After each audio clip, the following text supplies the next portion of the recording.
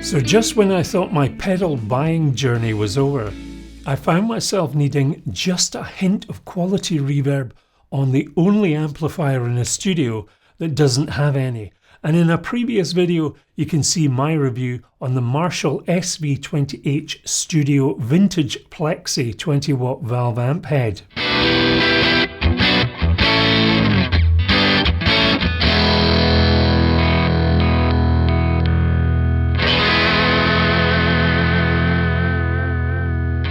Hello viewer, my name's Stu. Please do check out the rest of my channel as it covers my return back to playing and recording guitar after a 40-year break. And a big thanks to all who subscribe, like, share, hit the bell for notifications. As I mentioned in part of this channel, I hope to be able to find good homes for some of the equipment that I have reviewed. Now recently, a Gibson Epiphone SG model left the studio here, helping out someone that was keen to learn guitar, and I do hope that that will bring some enjoyment to its new owner. Now another guitar that will be going in due course is the Fender Squier debut Telecaster I reviewed recently, but as I mentioned in my last video, first I'll be doing a rebuild on this guitar with lots of new parts and alterations, how to hot rod an entry-level Squier guitar. Now, last week I also reviewed another entry-level Telecaster style guitar, so do have a look at that, the Knoxville. And very briefly, do stay tuned for my custom build parts caster Telecaster style guitar, where I'll show how I planned out and build a high quality guitar at a far lesser cost than Fender's custom shop. So, Reverb Units. So I've been spoiled for quality with the Reverb Units I've used and use. The reverb, for example, in my Bad Cat Black Cat is very nice indeed and just perfect for my needs.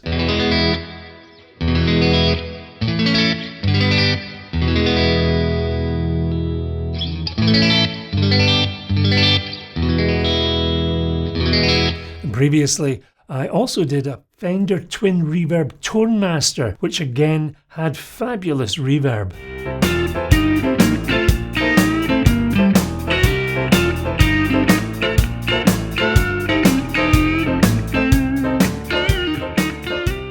So coming up, number one, the Holy Grail Neo, what's in the box and its specifications.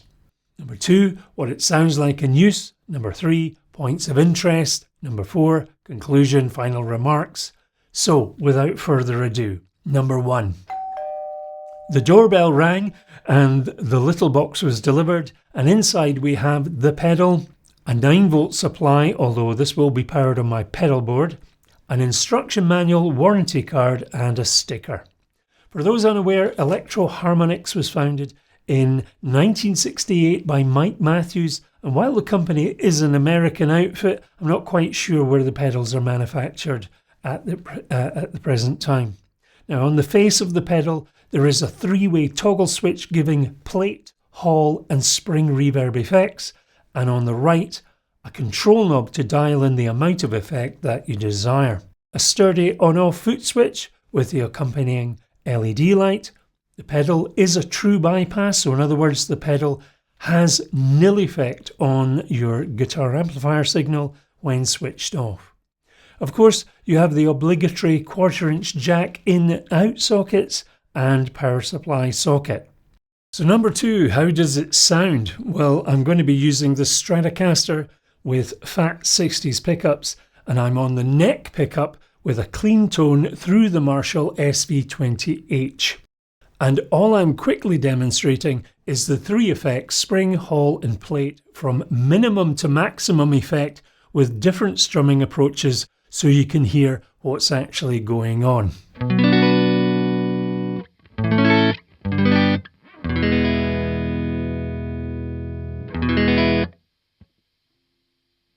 Spring,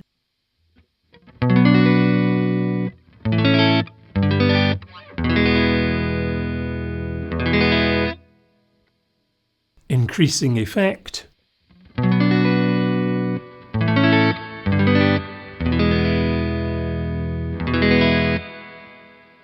increasing effect,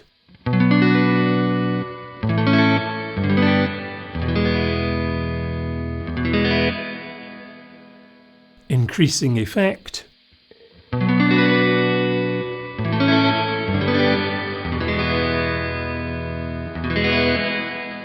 increasing effect,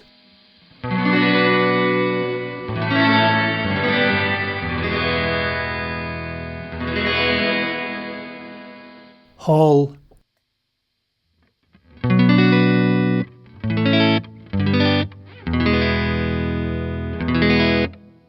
increasing effect,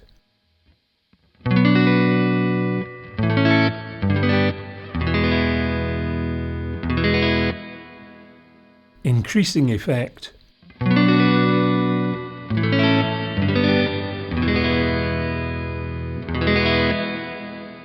increasing effect,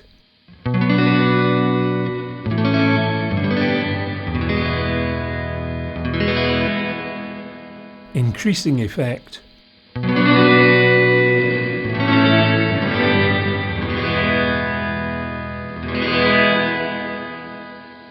plate,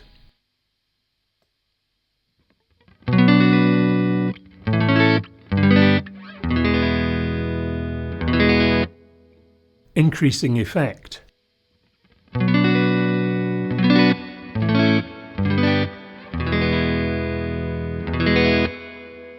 increasing effect,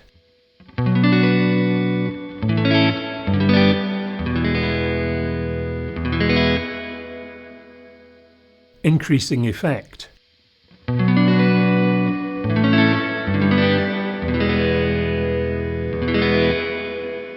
increasing effect,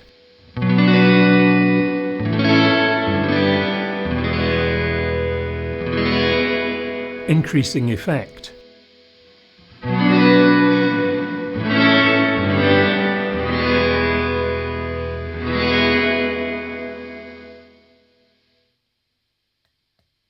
spring,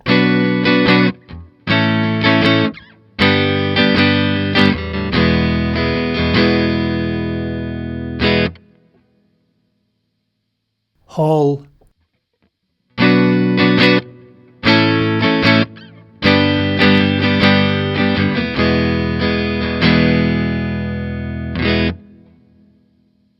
plate,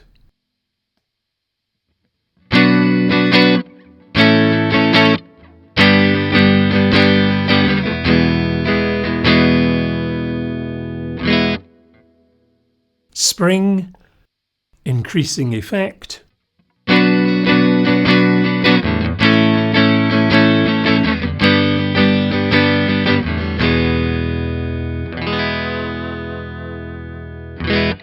hall, increasing effect,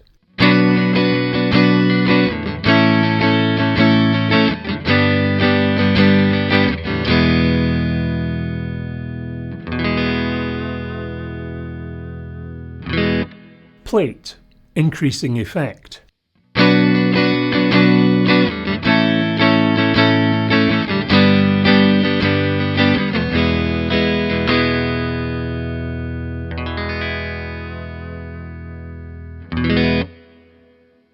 spring, increasing effect,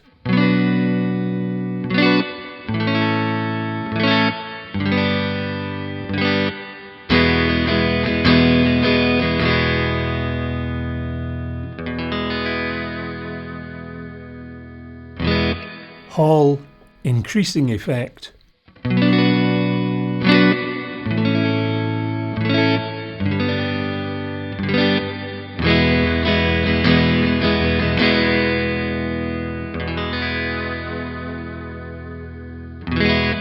plate, increasing effect,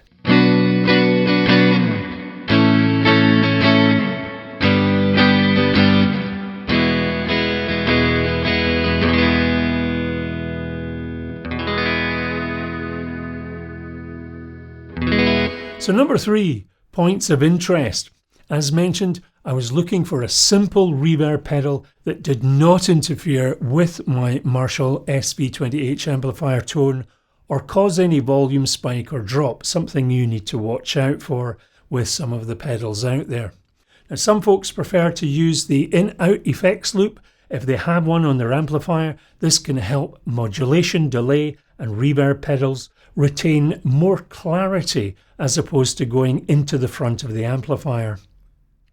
Now, when it comes to recording, as mentioned, I use effects very carefully, as I often prefer to have more control at the mix end of things. Now, I do notice that when using the Marshall at high gain, and this through an attenuator, I virtually don't even turn the effects knob on the pedal because the reverb is already verging on too much for rhythm style guitar.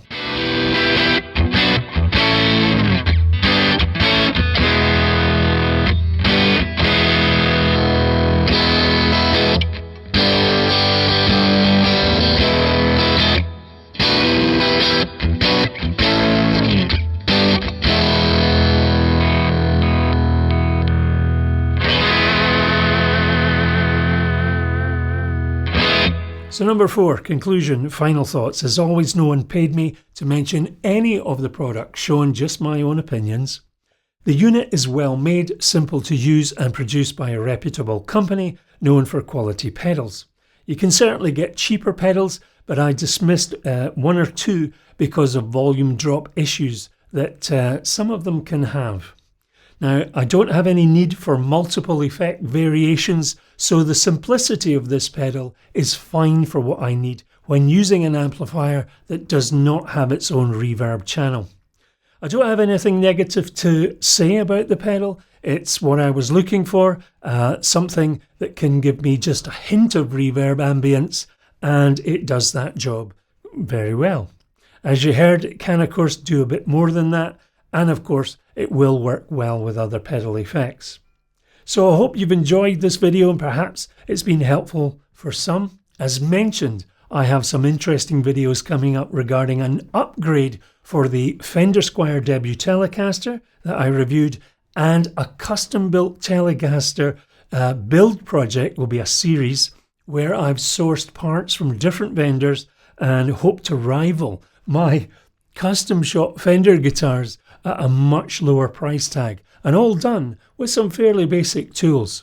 So do think about subscribing, hit the bell to get notifications, like and share. As always, it really helps the channel. And do check out my channel playlists, which cover my journey back to playing and recording guitar after a 40-year break. Now, lots of equipment reviews as I seek out the gear I will be using in recording. So whether you're a newcomer, an ongoing player, or like me, just an old hand returning to guitar playing, I always take time to engage with folks who take time to comment. So until next time, the journey continues. Do take care.